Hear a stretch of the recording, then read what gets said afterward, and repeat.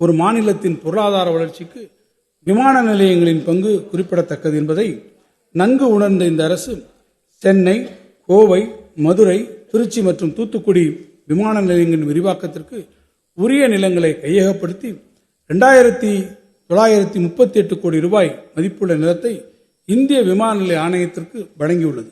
மேலும் சேலம் விமான நிலையத்திற்கென 350 கோடி ரூபாய் மதிப்புள்ள நிலம் கையகப்படுத்தப்படும் பணிகள் நடைபெற்று வருகின்றன. சென்னைக்கு அருகே பரந்தூரில் புதிய விமான நிலையம் அமைப்பதற்கான பணிகள் விரைவுபடுத்தப்பட்டுள்ளன. இந்நிலையில் தென் தமிழ்நாட்டிற்கு சுற்றுலா பயணிகளின் வருகையை அதிகரிக்கவும் மாநிலத்தின் பொருளாதார வளர்ச்சி குன்றிய பகுதிகளின் ஒட்டுமொத்த முன்னேற்றத்திற்காகவும் ராமநாதபுரம் மற்றும் ராமேஸ்வரம் பகுதியில் புதிய விமான நிலையம் ஒன்று அமைக்கப்படும்.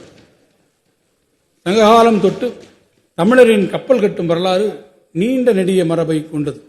தமிழரின் இத்தகைய கடல்சார் மரபை மீட்டெடுத்திடவும் தமிழ்நாட்டை உலகளாவிய கப்பல் கட்டும் மையமாக நிறுவிடவும் தமிழ்நாடு கடல் போக்குவரத்து உற்பத்தி கொள்கை 2025 ஒன்றை அரசு அறிமுகப்படுத்தும்.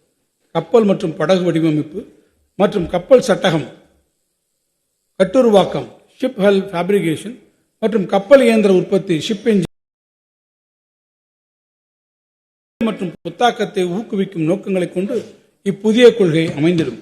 இந்த தொழிலின் வருகையின் மூலம் கடலூர் மற்றும் தூத்துக்குடி போன்ற மாவட்டங்கள் 30,000 வேலை வாய்ப்புகளை உருவாக்க, குறு சிறு மற்றும் நடுத்தர தொழில்துறை வளர்ச்சிக்கும் இக்கொள்கை வித்திடும். உயிரி தொழில்நுட்பத் துறையில் பல முன்னணி நிறுவனங்கள் தமிழ்நாட்டில் அமைந்துள்ளன.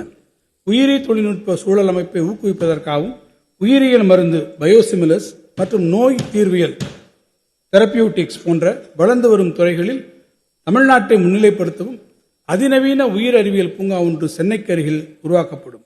இதில் உலகத்தரம் வாய்ந்த தரமான உட்கட்டமைப்பு வசதிகள், பொது சோதனை மையங்கள், ஆய்வகங்கள் மற்றும் இத்துறையின் உயர் மதிப்பு கூட்டல் பொருட்களை உற்பத்தி செய்திட தேவையான பிற முக்கிய தொழில்நுட்ப வசதிகளுடன் ஆயத்த உற்பத்தி கூடங்கள், பிளக் அண்ட் பிளே ஆகியவை அமைக்கப்படும்.